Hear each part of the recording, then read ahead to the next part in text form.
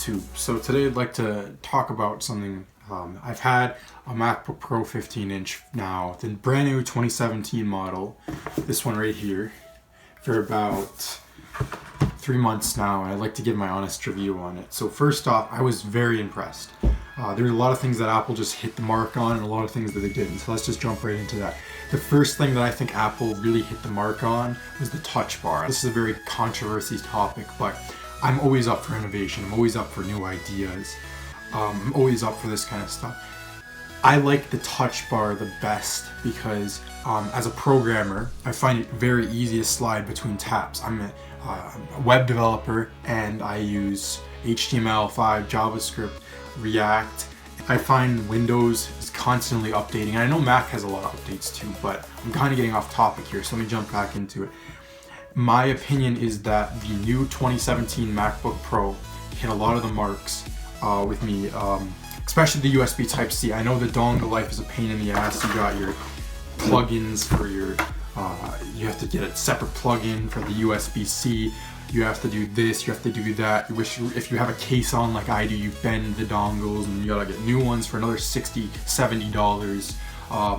But it's worth it, and I'll tell you why. Because the transfer speeds that I've had and the ability to charge my computer without bending the cable the wrong way and then replacing it. I had every Mac you could imagine. I had the 2010 15-inch, I had the 2011 15-inch, I had the 13-inch 2015. All of these Macs had one problem. If you had to charge your computer on this side and your plugin is over here, you'd have to bend the plugin around like this, and then it would be pointed like that for a long period of time, and then eventually that piece would stop working properly, and then you'd have to get a new one. There's another $80. This has two sides that you can charge on. Two. I really like the convenience of that. I'm charging my computer all day long because laptops in general don't have very good batteries, and I'm finding the more that I need to charge my computer is the more that my old charger will get bent out of shape. I'm not having any issues with this one. The next point that Apple really hit on was the 85-watt charger. And I know it's not new because that was in the 2016 model, but the 85-watt charging brick is so damn quick. Like, plug in my computer, 25 minutes later, it's 50%. Like, I'm really impressed with Apple on that. Another thing that I'm pretty impressed with Apple on is the fact that you open up your computer, there's the touch bar, and there's your fingerprint scanner. Like, I don't want to type in my password when I'm trying to show a client some work that I just did, or if I'm trying to get into a file really quick, or if I'm trying to look at something before a test because I'm still finishing up my schooling. So I think Apple did a great job on that.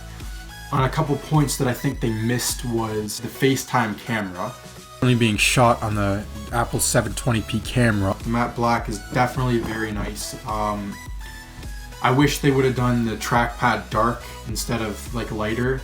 But other than that, that's my review of the Apple MacBook Pro. If you're gonna buy it, I would definitely go with the 15-inch, but if you don't have the budget, then you can go with the 11-inch or the MacBook Air. And other than that, thank you very much for watching, and I hope you have a nice day.